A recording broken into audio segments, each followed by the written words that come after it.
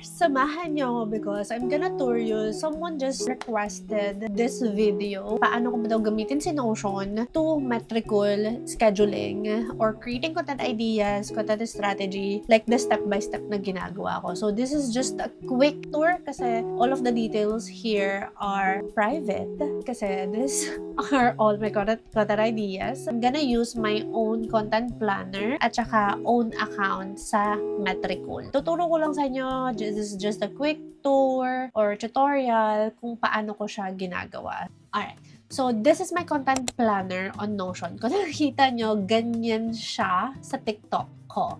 So I have here sa Instagram, yan sa Instagram, I have here sa YouTube, weekly, and I have here content na pang Metricool, which is this is for Facebook and YouTube Shorts. And this is for TikTok. And this is for Instagram clients. And this is for another Instagram ko na pinapag-grow natin from scratch. So, kung hindi nyo pa alam guys that I am trying to grow an account from scratch and I am creating content sa TikTok, here's the playlist. Feel free to watch it. May part 1, part 2, part 3 kung paano natin napag-grow ang account from scratch. From scratch, not using advertisement and organic growth lang. And ito yung content calendar na yun. Ganito ako mag-create ng content ideas for clients for my account. For example, let's say I'm gonna create content for TikTok. Ayan. Dito kay Notion, kailangan mo talagang malaman na how it works. But I'm gonna show you guys this Notion template that I am sharing for social media managers. You can get this Notion template here in the link below. I will link it. Ganito siya. Ganito ko siya ginagamit. So, kapag ako kasi may to-do list, nilalagay ko lang siya dito. So, for example, I need to create content for client 1. Ganyan ko siya nilalagay. And then, kapag tapos ko na siya, nakaganyan yan, nakadone yan. So, you have an option to add a property kung done ba siya or whatever, kung anong gusto mo, kung checkbox or kung gusto mo maglagay dito ng status, multi-select. So, you need to explore the tool talaga para malaman mo siya. And then, syempre, if you have client, kailangan may sarili-sarili silang dashboard.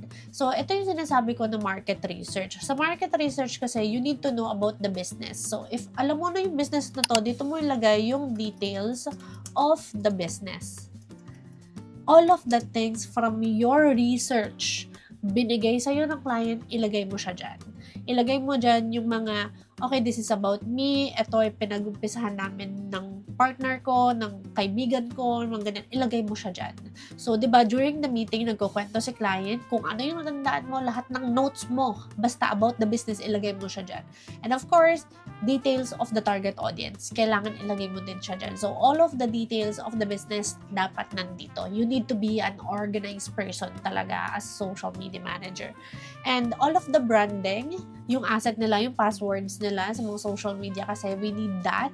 And itong hindi dapat mawawala is the content planner. So this is how I plan content for my client. For example, we have here the content idea, text on screen, di ba? Meron tayong mga instances na nakakakuha tayo ng, ay, gusto ko ng ganitong content. Ilagay mo dito yung inspo na yun. So for example, kuha tayo dito sa Instagram. Okay. Ay, gusto ko ng ganitong content. I failed to achieve this and blah, blah, blah. Just get the link. And then, dito mo ilagay ang inspo. Ayan. Pero if it is wala namang audio, kunyari, carousel lang, alisin mo na itong audio na yan. Yang inspo na lang. Tapos yung text on screen, purpose, why we create this, you have an option to put it para mas maintindihan ng client mo kung ano yung purpose mo, kung bakit mo ito kanya-create. Then, sa text on screen, this is only applicable for Reels or B-rolls. Kung wala naman hindi siya Reels or B-rolls, syempre wala tayong malalagay dyan. Purpose, why we create this, this will give trust to you, can help them. Ayan, lagay mo siya dyan. Then, since itong ating inspo is a carousel, kaya kailangan dapat ang ilagay mo dito is slide 1. Ano yung hook mo? Slide 2. Ano yung ilalagay mo sa slide 2? Slide 3. Ano yung ilalagay mo sa slide 3? So, kailangan nakaganyan yan. So, meaning, sa content idea pa lang, sa ideation pa lang, kailangan copy and paste ka na lang kapag mag-e-edit ka. Dapat sa ideation, nakalagay na dyan lahat ng mga text na dapat mong ilalagay sa content. So, I'll show you how I plan this content on Instagram kasi pinalan ko yan bago ko yan ma-post, which is this one. Again, this is my content planner and nandito tayo sa Instagram. Eto, pinost ko siya ng June 8, which is, ganito ako mag-create. About this client na CW, that's my client. And ito yung hook ko, I failed to achieve this goal for my medical blah blah blah blah. And yan, nilagay ko siyang ganyan. Tapos, syempre, wala akong picture na nilagay. Nilagay ko na lang, show intake form with 1 month and 3 months goal. This is from the intake form they fill out when I onboard them. And yung text na yun ay nandito sa baba. And I'll show the intake form. And the second slide is I accepted a medical field client. I am not a medical graduate. So, iniba ko na lang siya para mas madali pa din maintindihan ng audience. So, dito, this is just an ideation, but feel free to change it if you want na mas easy pa or may bago kang naisip. Kasi ito, this is just a draft of your content idea, but ganyan siya. Ganun ako mag-content ideation. I don't have an inspo here kasi wala naman akong ginayanan ng content na yan. Naisip ko lang siya sa utak ko. And ganun yung itsura niya. The text on screen, yung slides, ayan. And nandito yung caption ko. Ayan. And nandyan yung caption. That's how I do the planning. And of course, if you are planning 12 content ideas or just like here sa TikTok na sobrang daming content ideas na ganito every day, so you need to plan in advance. So, I'll show you guys the process. I have here the text on screen, the footage that needs to be edited, and I have here the caption na.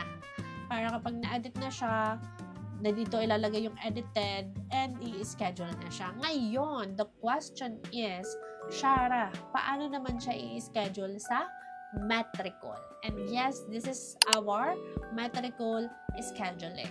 So this is where I schedule my content sa Facebook, sa Instagram trial reels, sa YouTube shorts, and sa TikTok din. So dito ako nag-i-schedule. So sa pag-i-schedule, it's very easy. For example, itong content na to, let's schedule this.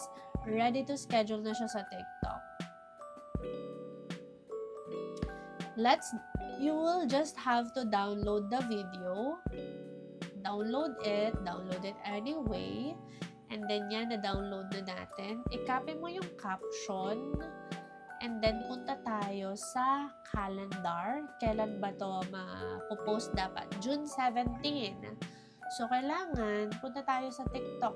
Kayo, bahala naman kayo ha. Bahala kayo kung anong gusto nyong sundan when it comes to best time. Dito kasi sa Metricool, may sinusunod tayong best time. Dito, pindutin nyo lang yung best time. Makikita nyo yung show as percentage. Ayan, para malaman nyo kung ano yung best time to post sa TikTok. Based on your audience. Kasi dito sa Metricool, may analytics din kasi dito. And dito nakikita ni Metricool kung kailan mas active yung audience nyo. Pero ako kasi, minsan hindi ko yung sinusunod. Ang sinusunod ko is yung gusto ko kasi wala naman yun sa best time.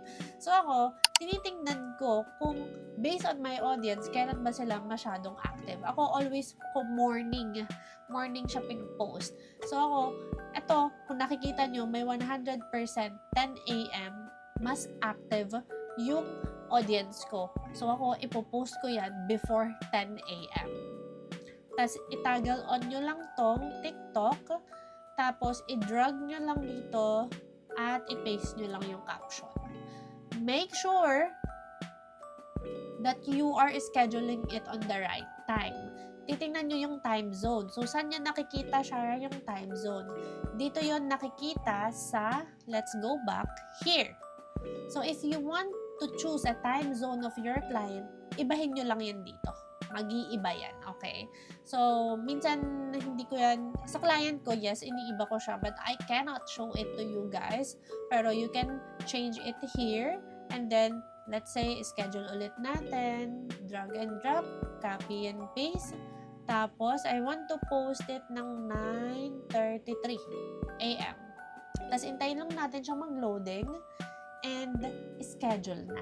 Ang mas maganda kasi dito sa Metricool is that you have an option to cross-post the content to multiple platforms without opening different platforms, social media platforms. So, itaggle on nyo lang itong YouTube Shorts. Kung gusto nyo siyang i-post sa YouTube Shorts, gusto nyo siyang i-post sa Instagram, gusto nyo siyang i-post sa Facebook. Pwede yon. Okay? So, pwede siya. You have an option to do that. Pero ako kasi, iba kasi yung mga content ko sa YouTube, iba yung content ko sa TikTok, iba yung content ko sa Instagram. Kaya, I will just schedule this content for TikTok. Kaya kung makikita nyo dito sa planner natin, as you can see, dito sa TikTok, mas madami. Sa Instagram, super on 10. Actually, ito mga content idea na to, these are not yet finalized. At ito pa lang yung mga content na napopost ko last month, last month, ayan lang. Then sa YouTube, I am just posting 1 times a week. Sa Metricool, this is for YouTube Shorts and Facebook. So, iba din siya. Okay? Kaya, kayo, nasa sa inyo naman yan kung anong mas prefer nyo.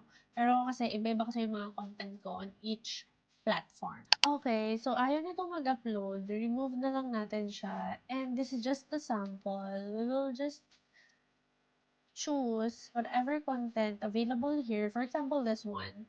We already scheduled this. Ayan, may banana cue pa ako dyan. We already scheduled this. Just, if you wanna schedule it, just click the schedule sa TikTok. Ayan, kung makikita nyo, naka-schedule sa TikTok. And mag-wait na naman tayo ng sobrang tagal. And voila! Ayan, naka-schedule na siya. So, it will automatically posted kahit wala kang internet, kahit nandun ka sa isla, kahit anong ginagawa mo sa buhay mo, magpo-post yan. And easy as that. And you can continue doing that if na-approve na yung content, of course, if it is ready for schedule. And syempre, kung nakikita nyo naman, all of this is ready for editing. And kapag na-edit na yan, we will schedule it up until July 4. Tapos na. So, ganun po ang trabaho na ginagawa natin. For example, ito na-schedule mo na siya, syempre, papalitan mo na yung status niyan to scheduled and posted, just like the previous one. So, ganun lang siya. And yes, ganun lang yung setup when using Notion when it comes to content ideation. Tapos, kapag na-edit mo na, na-approve na ni client, ready to schedule na siya kay Metricool.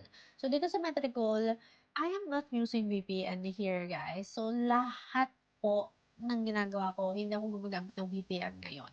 I used to use VPN before, pero since hindi na siya gumana talaga sa akin sa cellphone ko, I stopped using VPN na, kaya ngayon wala na akong ginagamit. But still, all of the content of my client is working so well.